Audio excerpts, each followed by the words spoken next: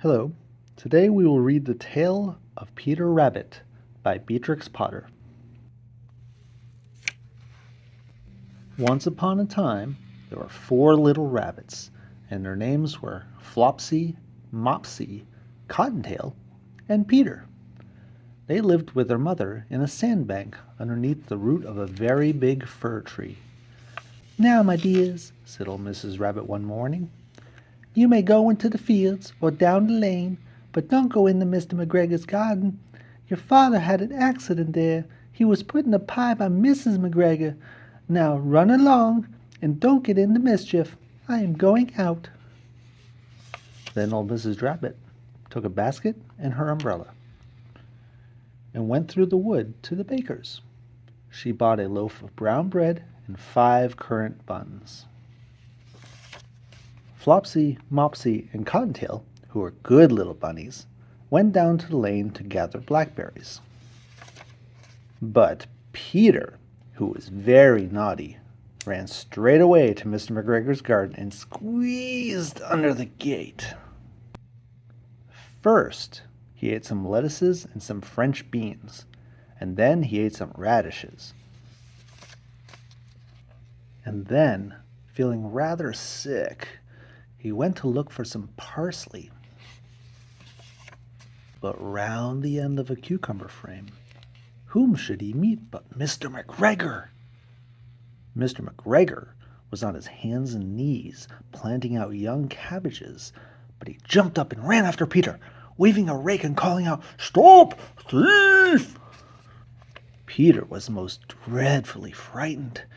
He rushed all over the garden, for he had forgotten the way back to the gate.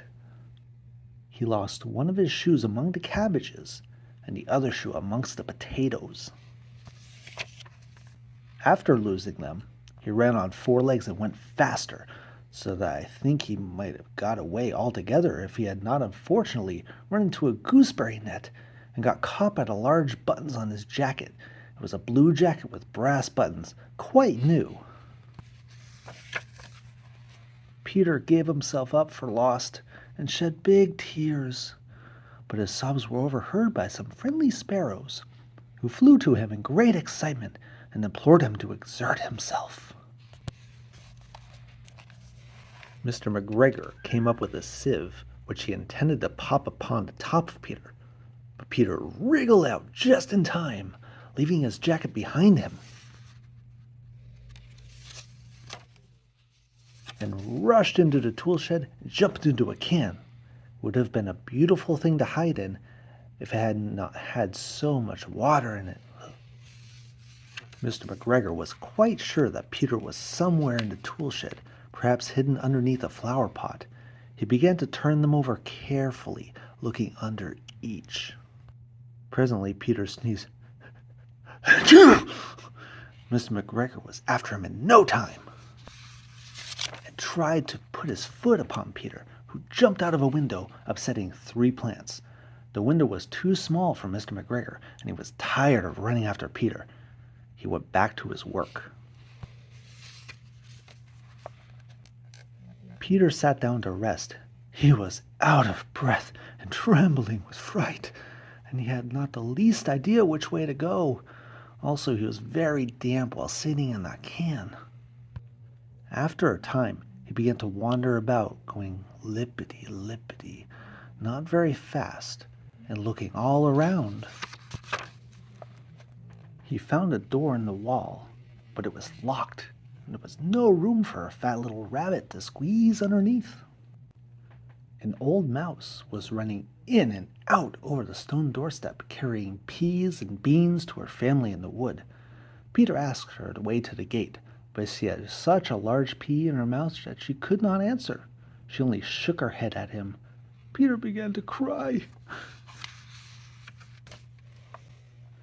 Then he tried to find his way straight across the garden, but he became more and more puzzled.